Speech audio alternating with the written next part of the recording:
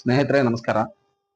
ಇವತ್ತು ನಾವು ಕೊಪ್ಪಳ ನಗರದ ಕೆಲವೊಂದು ಪಾರ್ಕ್ಗಳನ್ನ ಅಂದ್ರೆ ಉದ್ಯಾನವನಗಳನ್ನ ಅದರ ಅವ್ಯವಸ್ಥೆಗಳನ್ನ ಇವತ್ತು ನಿಮ್ಮ ಕಣ್ಮುಂದೆ ತೆರೆದಿಡ್ತಾ ಇದ್ದೀವಿ.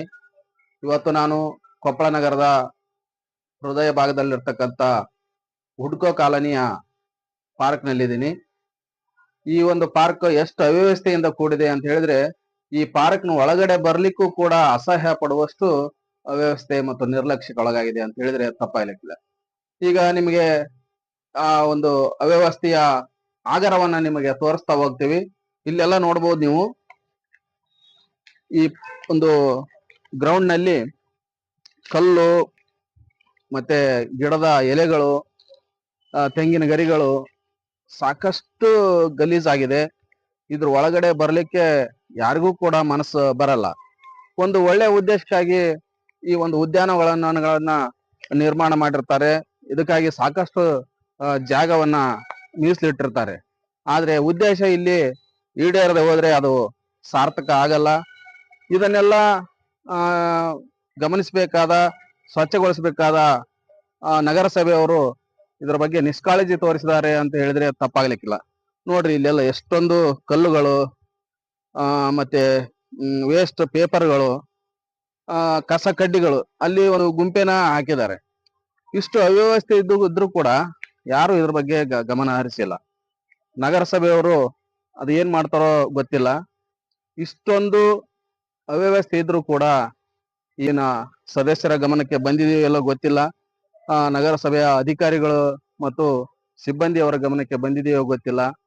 ಅದರ ಜೊತೆಗೆ ಅಲ್ಲಿ ನೋಡಬಹುದು, ಮಕ್ಕಳ ಆಟಿಕೆಯ ಕೆಲವೊಂದು ಆಟಿಕೆಗಾಗಿ ಒಂದಿಷ್ಟು ಇವುಗಳನ್ನ ನಿರ್ಮಾಣ ಮಾಡಿದರೆ ಅವು ಕೂಡ ಎಲ್ಲ ವೇಸ್ಟ್ ಆಗಿದಾವೆ. ಇಲ್ಲೆಲ್ಲ ಕಾಂಪೌಂಡ್ ಕೂಡ ಒಂದಿಷ್ಟು ಹೊಡೆದ ಗೇಟ್ ನೀವು ಅಲ್ಲಿ ಮುಂದೆ ಗಮನಿಸಬಹುದು. ಗೇಟ್ ಕೂಡ ಒಂದು ಗೇಟ್ ಮುರಿದು ಬಿದ್ದಿದೆ. ಒಂದು ಸಮುದಾಯ ಭವನ ಇದೆ ಪಾರ್ಕ್ ಒಳಗಡೆ. ಕೊಪ್ಪಳ ಜಿಲ್ಲಾ ನಿವೃತ್ತ ಸೈನಿಕರ ಕಲ್ಯಾಣ ಹಾಗೂ ಪುನರ್ವಸತಿ ಕಾರ್ಯಾಲಯ ಕೊಪ್ಪಳ ಅವರು ಕೂಡ ಇದ್ರ ಬಗ್ಗೆ ನಗರಸಭೆಯವರ ಗಮನಕ್ಕೆ ತಂದಿಲ್ಲ ಅಂತೇಳಿ ನಾನು ಭಾವಿಸ್ತೇನೆ. ಯಾಕಂತ ಹೇಳಿದ್ರೆ ಒಂದು ಸಮುದಾಯ ಭವನದ ಕಾರ್ಯಾಲಯದ ಮುಂದೆ ಕೂಡ ಸಾಕಷ್ಟು ಗಲೀಜಿದೆ, ಕಲ್ಲುಗಳಿದಾವೆ. ಒಂದು ಮಾತಿನಲ್ಲಿ ಹೇಳ್ಬೇಕಂತ ಹೇಳಿದ್ರೆ ಇದೊಂದು ಅವ್ಯವಸ್ಥೆ ಆಗರ ಅಂತ ಹೇಳಿದ್ರು ತಪ್ಪಾಗ್ಲಿಕ್ಕಿಲ್ಲ. ಈ ಕೊಪ್ಪಳ ನಗರದಲ್ಲಿ ಯಾರಾದ್ರೂ ಈ ಒಂದು ಬೇರೆ ಜಿಲ್ಲೆಯವರು, ಬೇರೆ ಊರವರು ಬಂದು ಇದನ್ನ ನೋಡಿರೋ ಕೊಪ್ಪಳ ಏನಪ್ಪಾ ಎಷ್ಟೊಂದು ಹಿಂದುಳಿದಿದೆ ಅಂತೇಳಿ ಅನ್ಲಿಕ್ಕೆ ಸಾಧ್ಯ ಇದೆ. ಹಾಗಾಗಿ ಶೀಘ್ರದಲ್ಲೇ ನಗರಸಭೆಯ ಆಯುಕ್ತರು ಈ ಕಡೆ ಗಮನವನ್ನು ಹರಿಸಬೇಕು. ಶೀಘ್ರದಲ್ಲಿ ಇದನ್ನ ಅವ್ಯವಸ್ಥೆಯನ್ನ ಪಡಿಸ್ಬೇಕಂತೇಳಿ ನಾವು ಕೂಡ ನಮ್ಮ ಜನಪರ ನ್ಯೂಸ್ ಮೂಲಕ ಆಗ್ರಹವನ್ನ ಪಡಿಸ್ತೇವೆ. ಈ ಓಣಿಯ ಸಾಕಷ್ಟು ಮಕ್ಕಳಿಗೆ ಇಲ್ಲಿ ಆಟ ಆಡ್ಲಿಕ್ಕೆ ಮಾಡಿರ್ತಕ್ಕಂಥ ಆಟಿಕೆ ಸಾಮಾನುಗಳು ಎಲ್ಲ ಹಾಳಾಗಿ ಹಳ್ಳ ಹಿಡಿದು ಹೋಗಿವೆ ಅಂತ ಹೇಳಿದ್ರು ತಪ್ಪಾಗ್ಲಿಕ್ಕಿಲ್ಲ. ನೋಡ್ರಿ, ಜೋಕಾಲಿ ಅದು ಒಂದು ಕಟ್ಟಿಗೆಯನ್ನ ಅದರಲ್ಲಿ ಸಿಕ್ಸಿ ಯಾರೋ ರೆಡಿ ಮಾಡಿದ್ದಾರೆ. ಎಲ್ಲವೂ ಕೂಡ ಮುರಿದು ಹಾಳಾಗಿದ್ದಾವೆ.